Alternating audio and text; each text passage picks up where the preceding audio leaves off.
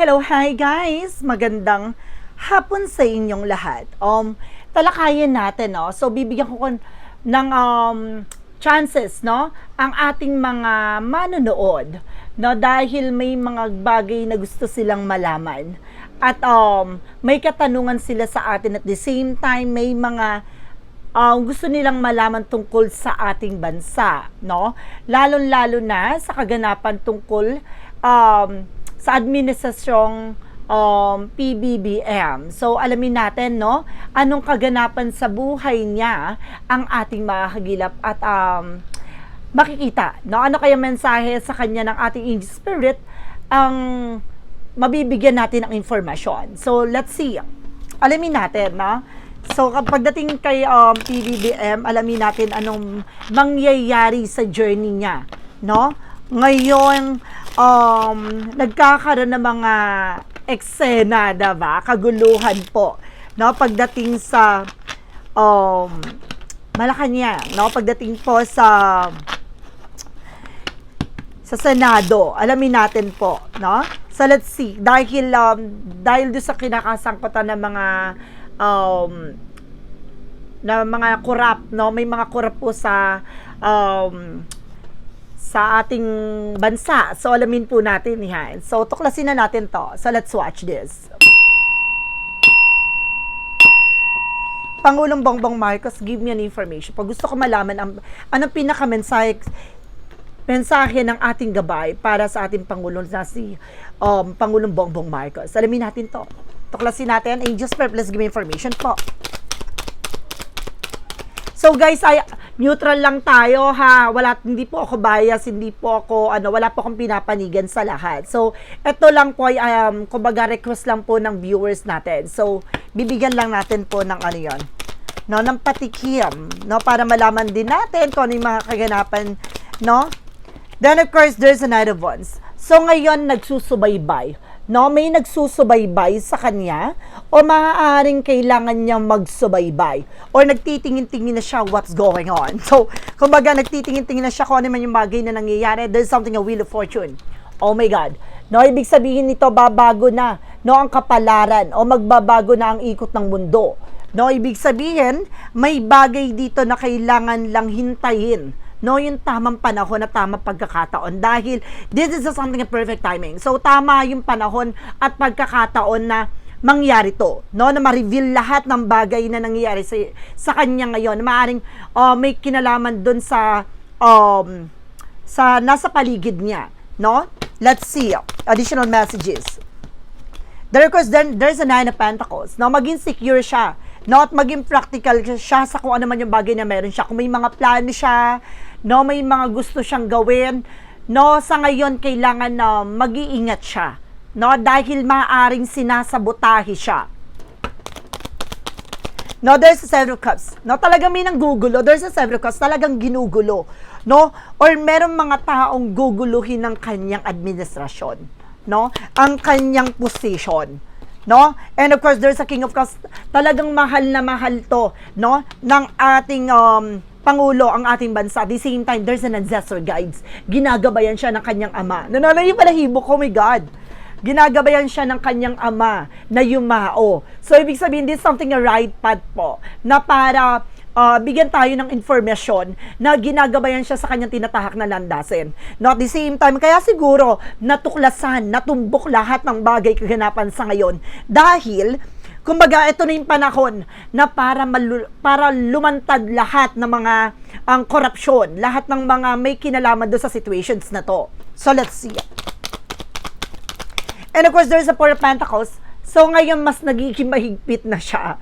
So, there's a Four of Pentacles, saving money, protect your power, protect your energy. So, ngayon, mas nagiging mahigpit na siya, no, sa lahat ng bagay na pinanghawakan niya, yung mga bagay na bago siya magbigay, bago siya mag-proceed for another eksena, kung mayroon siya mga may mga project, no, kumbaga ngayong kinaklarify niya na, no. What is the Knight of Wands? The Knight of Wands represent with the Chariot card, no, parating na, no, may mga bagay na darating ngayon, no, may mga bagay na unti-unti na talagang natutumbok, no? Nagtiyaga lang siya sa kanyang ginagawa. So, sinasabi dito magpatuloy siya. There's a two joining forces. Ibig sabihin to, there's a positive and negative side. No? Nakikita man natin ang mga negative side ngayon, pero there's a positive outcome. No, wag siyang mangamba dahil maganda ang kanyang sinimulan. Let's see. This is something a Wheel of Fortune. So there's a Page of Sword, being curiosity. So ngayon kailangan niyang tuklasin lahat. No, alamin lahat. No, kasi iikot ng kapalaran. Merong bagay parang meron ditong pinipilit siyang pabagsakin, no? Pinipilit siyang hilahin pababa, pero mamamayagpag siya. May mga tao dito na maaaring magpakilanlan, makilala kung sino mga yung taong tumatrader sa kanya. What is the Nine of Pentacles? There's a the Sun card. It means, guys, no, talagang magiging maganda at positibo ang kalalabasan, no, ng mga investigation, no, pagdating sa finances. Kasi, kumbaga, magtutuloy-tuloy na to, no? At talagang magsusunod-sunod ang pasok din na magagandang opportunity sa kanya, no? Sa kanyang administrasyon, pag nagtuloy-tuloy ito, magiging maganda ang takbo, no, ng ating bansa. What is the Seven of Cups? Reference with the Ten of Cups, with the happiness na magiging masayang situations na to, at talagang punong-puno ng kaligayahan at kaayusan. May sariling family, ha? There's a something family niya related sa kanya na maaaring nanggugulo, no? Parang sinisiraan siya, at the same time may sumisira sa kanya. What is the King of Cups? Oh my God, sabi ko na yun, yung balahibo ko eh. So there's a King of Cups, di ba? Kakasabi ko lang, tatay niya na ginagabayan. There's an ancestor guides. No, there's a death card. See? No, there's an ending and a new beginning. No? Maaring may mga bagay dito na matatapos na. No? At maaring magsimula ng muli. At maaring ginagabayan siya ng kanyang amang yumao.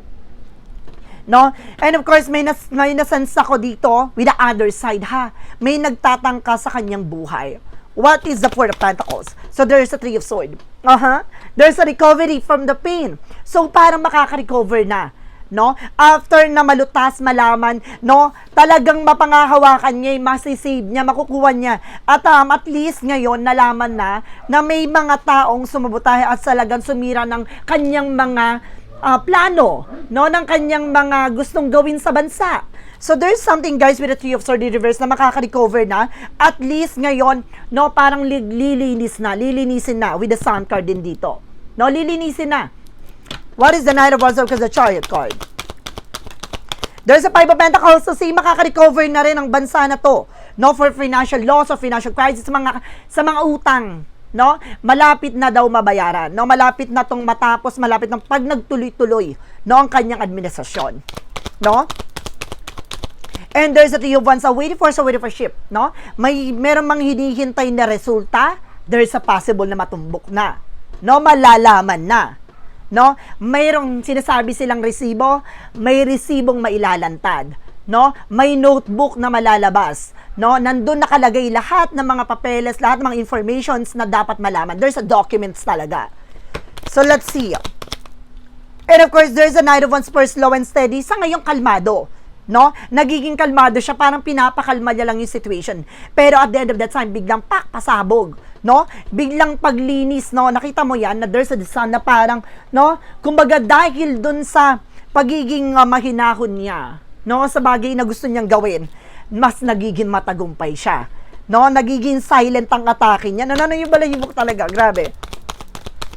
I don't know why. So, there's something a Page of Pentacles. So, something invest wisely. So, ngayon, no, mas papahalagahan niya na yung mga bagay-bagay. No, lalo-lalo na yung mga plano niya. Kung ano man yung bagay na plano niya, ngayon mas magiging sigurado na siya. No? So, siguraduhin niya na magagawa yon ng proper. No? And there's a Four of Swords. No? And there's an intuition, tama siya ng hinala. Mayroon na siyang pinaghihinalaan at maaaring makikilala na nga, no? And of course, may nasisense ako dito, ha, nananaginip siya. Pumapasok sa panaginip niya ang kanyang ama. No? Binibigyan siya ng mensahe. Alam nyo, ang itong presidente natin, no? Ang presidente natin ay may proteksyon. No? Mayroon siyang agimat. Mayroon siyang medalyon na pinag-iingatan na galing sa kanyang ama. No? Additional messages. And there's the Queen of Wands by confidence. So ngayon, malakas ang loob. No? Kailangan niya lakasan ang loob niya at maging malakas ang loob niya dapat. No? Sa kakaharapin niyang sitwasyon. Kasi marami siyang babanggain dito talaga. Grabe. No? Additional messages. Represent with the magician. So, this is something the power of God. So, kumbaga, plano ng ating Panginoon, no? Gawin tong bagay ito na nakalaan talaga. No? Talagang sa dami ng taon, sa dami ng, siguro, wala pa ako doon, no? Panahon na yon. So, kumbaga, nasa prophecy na siya. No? Nakalaan talaga na matumbok talaga na malalaman ng ngayon after the decades, no? Ngayong panahon na to, ngayon na itinakda na mangyayari na to. Talagang darating na eh. Now, there's a two pentacles, maging balanse lang. No? Maging balanse lang siya. Maging kalmado. And there's a king man. No? Kumbaga, mayroong bagay dito na parang kailangan lang baguhin yung mga nakasanayan, no? Yung bagay na of perspective, no? Yung way niya, no? Kung paano siya magtalaga, magbigay ng mga impormasyon sa mga tao na malapit sa kanya. So, ngayon magiging secure na siya. Now, there's a Five of Wands. Oh my God, may kakompetensya, sariling kamag-anak, sariling pamilya. Kita mo yan? There's a Ten of Cups. There's something happiness or family related. No? At maaaring ginugulot ng gugulo talaga. No, gusto niya makuha tong no, gusto niyang makuha yung may something siyang gusto makuha, ganon. I feel something, kung hindi possession to pera ha, no? Oh my God, let's see what is additional messages. And there's a Six of Pentacles. Oh, tinutulungan siya. Oh, tinutulungan siya. No, may matatanggap din siyang pera dito. No? And there's a Ten of Wands. Nanap kasi sinasabi dito na matatapos na lahat ng burden, lahat ng pasanin, pasakit dito. Then of course, nakikita ako dito na may aalis sa ating bansa. No, mayroon ditong kumbaga tatakas. No, may tatakas. Mag-ingat po kasi may tatakas dito na may related po sa kanya. No? Oh my God, mag-ingat po. So let's see what is additional messages tayo with an angel spirit. Now, pagdating naman tayo sa Magical Fire Messages Advices. Let's see.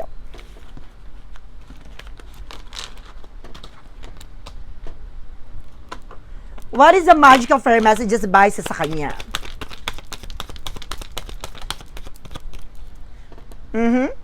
There's a vegetarian, parang sinasabi dito with a vegetarian. So, nakatutok siya for,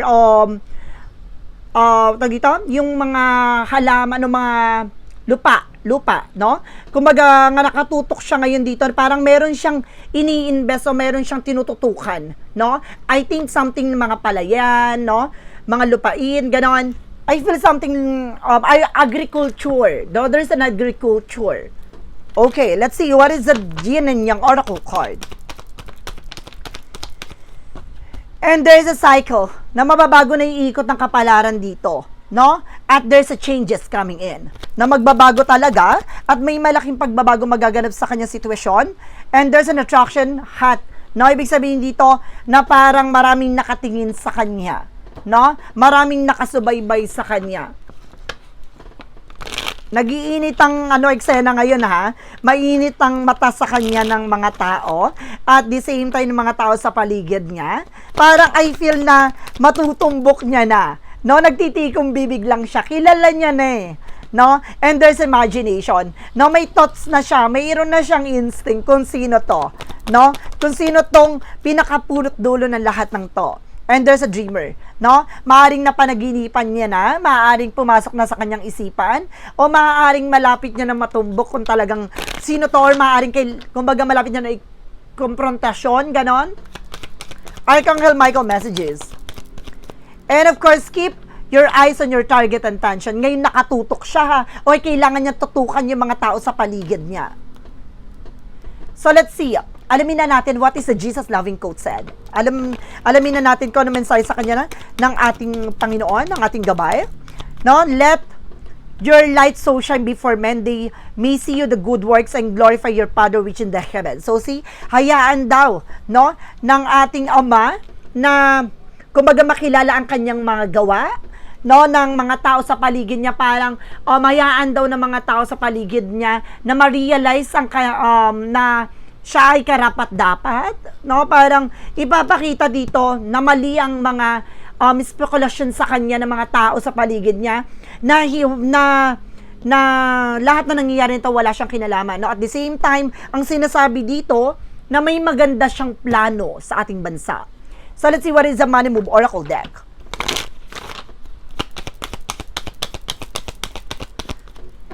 And represent with a shedding, so mag-ingat siya. Kasi may nagbabalat kayo talaga.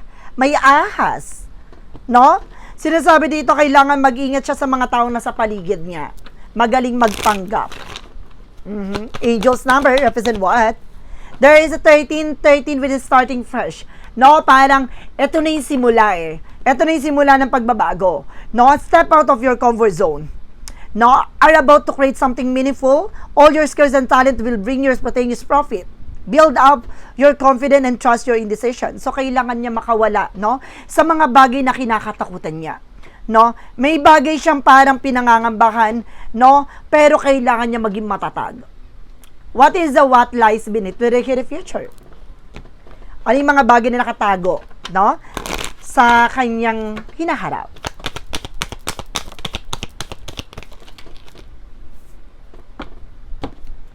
Oh my God. No, there is something falling apart into pieces. Talagang may lalatag talaga, no? Talagang may mga bagay na unti-unti nang nabubuo. Though with the pieces nga naman. So, lahat ng bagay na to unti-unti nang mabubuo. No, unti-unti nang malalantad lahat ng bagay na to. At maaaring related to. Baka, ang sinasabi to love with a love story, na maaaring may related din, no? Tungkol sa kanyang asawa. No? So, sinasabi dito na may connection, no? Ang mga pangyayari to. Gusto ko i-clarify yung what is the love story. No? What is the love story once upon a time represent what? So, there's an emperor and there's a four of wands. Oh my God. So, there's something na parang nagpapamanipulate siya kasi. Oh my God. So, ibig sabihin dito, there's a love story parang kumaga doon siya bumabase sa sinasabi ng kanyang asawa. Parang ganon. Na kumbaga naniniwala siya sa mga sinasabi nito or maaaring nadidiktahan siya ng tao na to. No? Oh my God. Let's see what is the clarifying for life situation.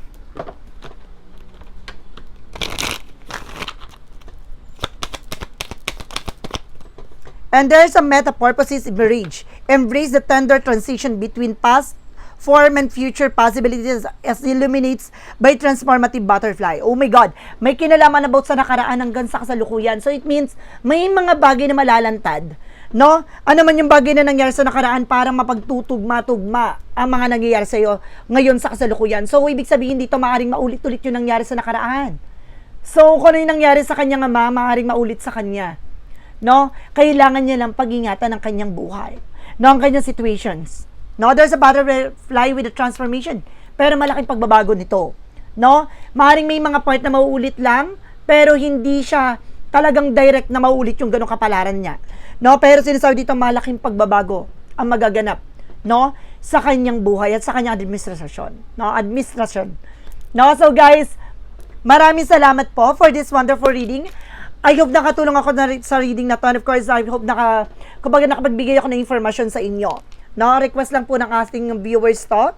So, wala po tayong pinapanigan dito. Wala rin po tayong, hindi pa ako bias ha. So,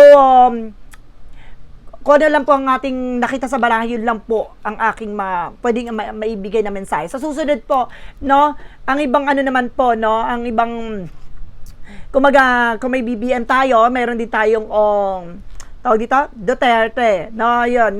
Magre-reading din tayo sa mga susunod. So, siningit ko lang to dahil may nag-request nga. So, maraming salamat and see the next video. Bye-bye and babush.